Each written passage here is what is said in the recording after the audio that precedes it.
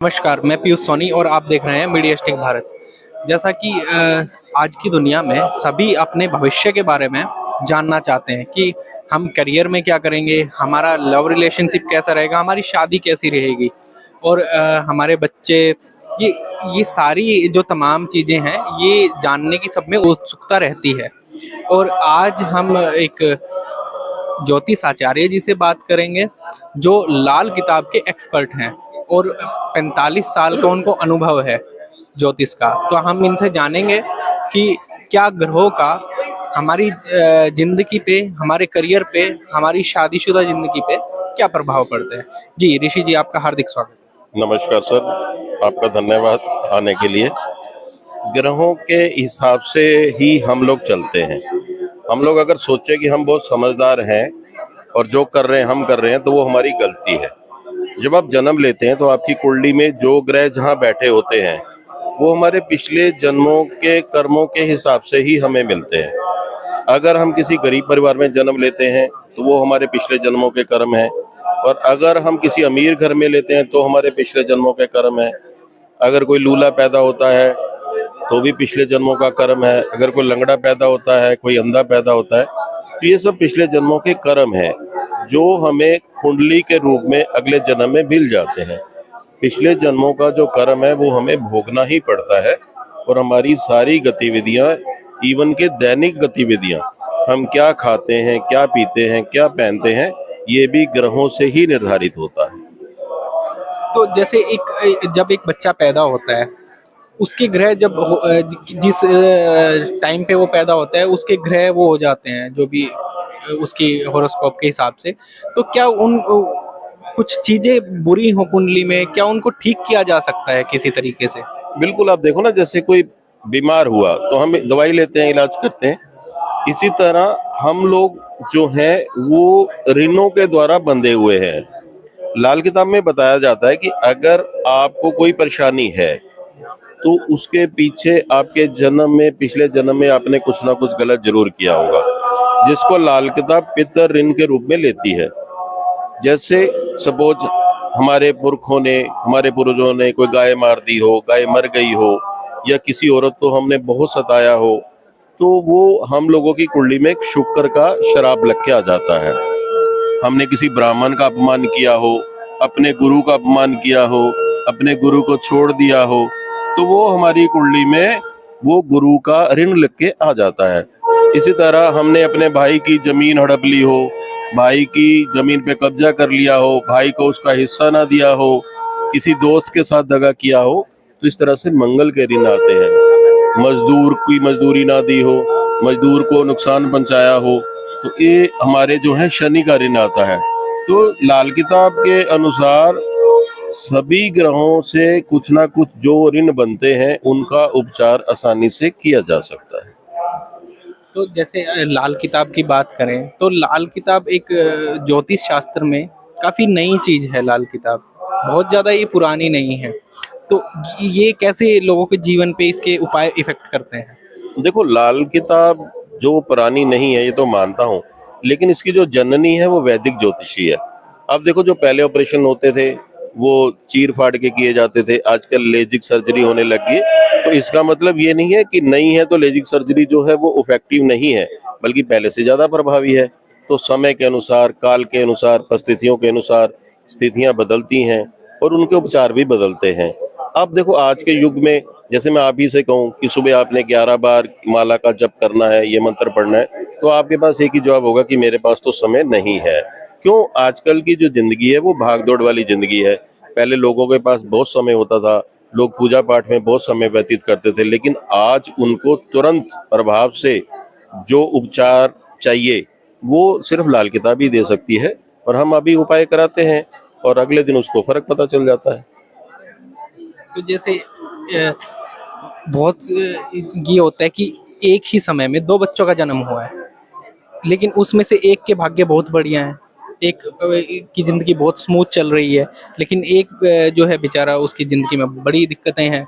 वो समय तो वही है पैदा होने का, उसका समय वही है, लेकिन पल पल में जो है उसके नक्षत्र जो है, उसके लॉर्ड, सब लॉर्ड, सब लॉर्ड वो चेंज होते रहते हैं। दूसरा मेरा ये भी मानना है, मेरा जो अनुभव है वो ये कहता है कि एक ही समय में पैदा हुए 100 बच्चे, सबका भविष्य अलग अलग होता है। वो किस लिए होता है? वो उनके आचार व्यवहार और कहाँ वो रह रहे हैं, क्या वो खा रहे हैं, क्या वो पी रहे हैं, उनके ऊपर भी बहुत डिपेंड करता है। लाल किताब ये भी मानती है कि आपके ऊपर आपके घर में रखी हुई वस्तुओं का भी प्रभाव पड़ता है। कौन सी वस्तु कहाँ है, आपकी रसोई कहाँ है, आपका टॉयलेट कहाँ है। इसी प्रकार आप खाते क्या हैं, खाने के अनुसार भी आपकी आदतों, अपनी आदतों के हिसाब से भी आपके ग्रह प्रभावित होते हैं। इसलिए हम अपने आचार व्यवहार में थोड़ा सा परिवर्तन करके अपनी जीवन शैली को चेंज करके अपने ग्रहों को चेंज कर सकते हैं। अच्छा, एक मैं आपसे एक निजी सवाल जैसे पूछना चाहता हूँ, आपका ज्योतिष में आने का कब ये हुआ कि आपको ज्योतिष शास्त्र में जाना है, इसका अध्ययन करना है, लोगों की हेल्प करनी है, ये कब आपने डिसाइड किया? देखो, ये भी जो है ना वो नीति ही निर्धारित करती है। मैं जब 10th क्लास में था तभी से मुझे ज्योतिष में रुचि हो गई। उस टाइम लोग जो है नॉवल वगैरह लेते थे, मैगजीन खरीदते थे, जैसे कहीं बस में जा रहे हैं पढ़ने के लिए, टाइम पास करने के लिए, तो मैं उस टाइम भी ज्योतिष की किताब ही खरीदता था। ज्योतिष मैं शुरू से कर रहा हूँ, पहले हस्तरेखा पे करता था। अब आई साइड वीक होने की वजह से हस्तरेखा नहीं कर पा रहा, तो फिर मैंने जो है लाल किताब में आया। अब लाल किताब करता हूँ, छोटे छोटे उपचार से लोगों का भला होता है, लोगों को जीने का अंदाज पता चलता है और लोगों की जिंदगी भी चेंज हो जाती है। तो क्या कुछ कहना चाहते हैं? ऐसे भी लोग हैं जो ज्योतिष को नहीं मानते हैं, वो नास्तिक जो उनकी किस्म के लोग जो होते हैं वो नहीं मानते हैं, लेकिन कुछ लोग बहुत ज्यादा मानते हैं। और ऐसा भी देखा गया है कि जो नहीं मानते उसकी जिंदगी में कोई फर्क नहीं पड़ रहा है, जो बेचारा मानता है उसकी जिंदगी में उतार चढ़ाव आते रहते हैं। देखो, हम लोग जो मानते हैं ना, मेरा ये मानना है कि ज्यादा पूजा पाठ भी कभी कभी नुकसान देती है। कई लोगों को हम पूजा के लिए मना करते हैं, वो पूजा ज्यादा करते हैं तो उनको बहुत नुकसान होता है।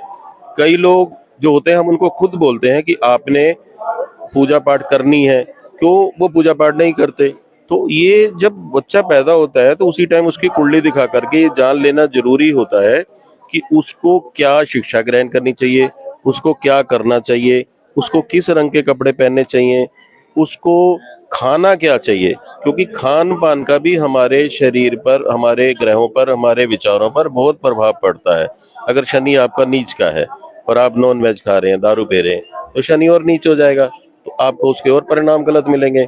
अब शनि आपका नीच का है लेकिन आपका जो खान पान है वो सही है, आप शाकाहारी हैं, आप किसी मजदूर का हक नहीं मार रहे, आप मजदूरों की इज्जत करते हैं, तो शनि आपको ऑटोमेटिकली जो है वो उच्च का फल देने लग जाएगा।